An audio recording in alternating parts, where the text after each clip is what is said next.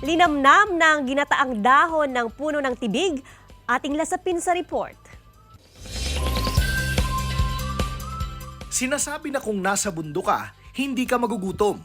Yan ang pinatunayan ng albayanong si Rudy Navia ng Barangay Salvacion sa Bayan ng Daraga. Ayon sa kanya, saan ka man tumingin basta marunong kang maghanap, makakakuha ka ng pwedeng maluto at makain mula sa kabundukan. Isa na rito ang talbos ng dahon ng puno ng tubog o tinatawag na tibig sa Tagalog. Nabubuhay ito sa mga tabi ng sapa o ilog.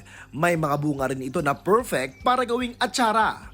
Pero ang puno na ito, karaniwang hindi ginagalaw ng mga tao sa paniniwalang nakakalason daw ito. Pero ayon kay Rudy, wala itong katotohanan dahil sa katunayan, masarap itong gawing ginataang gulay. At syempre, hindi mawawala ang isang sangkap na laging bida sa Bicol Region, ang sili.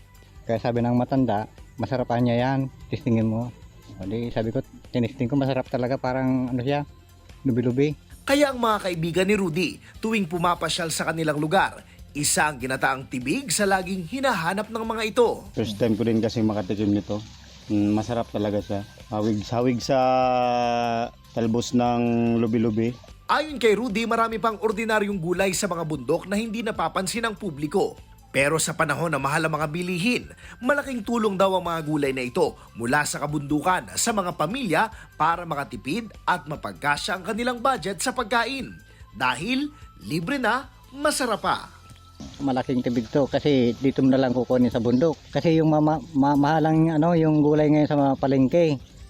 Kaya dapat dito na lang tayo ng gulay, makakatipid pa tayo. Jesse Cruzat para sa Mornings with GMA Regional TV.